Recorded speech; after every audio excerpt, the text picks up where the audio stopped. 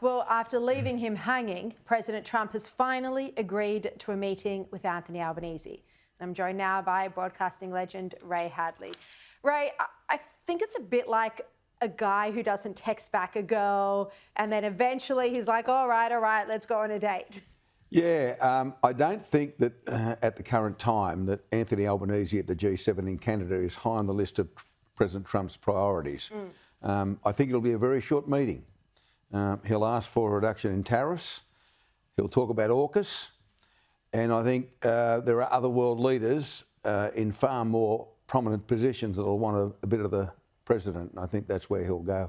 And the president's likely to say to Albanese that he's got to increase Australia's defence spending as a percentage of GDP. This is something that Albanese is just childishly refusing to do, even though NATO countries have committed to 5%.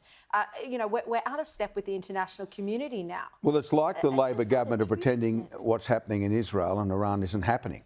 I heard your comments earlier with Stephen particularly about Penny Wong. And you've got to be my generation, or probably before my generation, to remember Neville Chamberlain. He made 3 visits to Germany in 1938, between September 15 and September 30. He went there 3 times. And he came back convinced that Adolf wouldn't do the wrong thing, and in fact announced to the British public, we'll have peace for our time. 5 months later, Adolf Hitler invaded Poland and we had the carnage of World War II because of that madman. So Penny Wong must have read some biography about Neville Chamberlain and thought, that's a good way to go. Let's decide that the Iranians are really good people. Yeah. And this business about her contacting her counterpart, the Foreign Minister, she'd be blatantly aware, given where she is in life, that homosexuals are put to death in Iran. Women can't go out without a niqab or a hijab on, and if they do, or show any part of their body from their neck to their feet, they can be put to death effectively, which they are. Homosexuals are frequently hung. And how do you deal with madmen? How do you pick up the phone and say, now look, we'd like you to consider just pulling back a bit. I mean, you're dealing with raving lunatics. Why waste the call? No, and also so offensive that she has the call with the Iranian Foreign Minister before speaking to Israel. I mean, why is it? And it has the same message for both sides. But I mean, exercise restraint. From the very first day of all of this, Penny Wong has been on the wrong side of the argument. And one of the great, I guess, ironies is that this mob weren't punished at the last federal election for, I mean, Israel should have been a really big talking point for the Liberal National Party and their treatment of Israel by people. I mean, I'm not blaming Penny Wong that she's got this perception that everything Israel does must be wrong. It's a perception that's right through the world for some particular reason for the minority of people, as if, I mean, whether it's Sydney University or some other campus across this country or in the United States of America, where young people who have no idea of what happened prior to 1999, you know, are marching on the streets. They don't know what's going on. It's so infuriating. I tell you what, I mean, this government is so hostile towards Israel and the Jewish state. I actually find it hard to live in the country at the moment.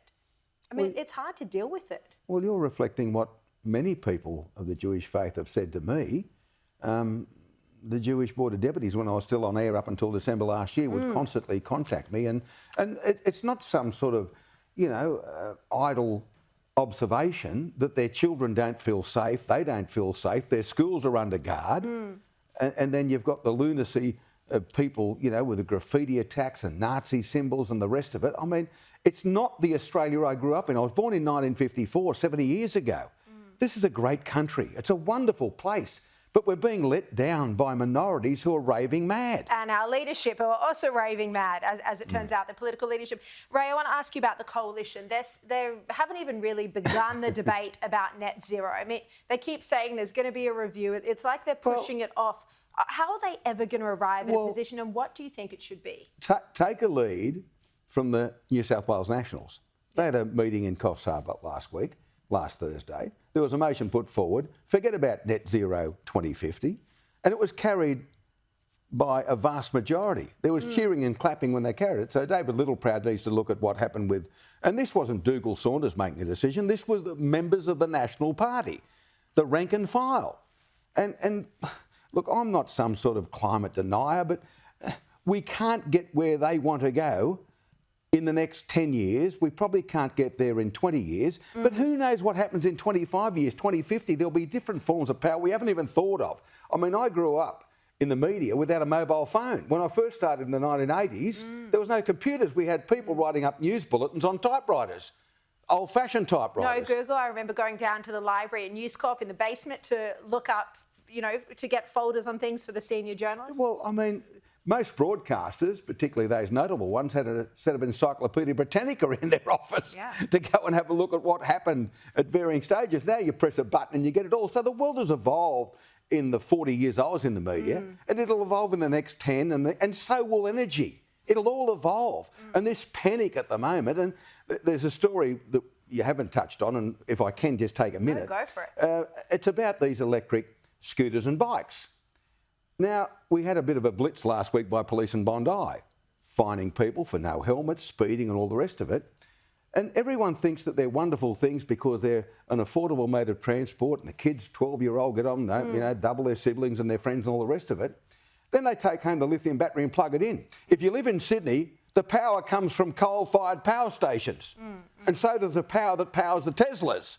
I mean, it does my head in. I know. Anyway, we're touching on I digress as I often tonight. do. I've you know, often spoken about the difficulties of cyclists on the road, but story for another day.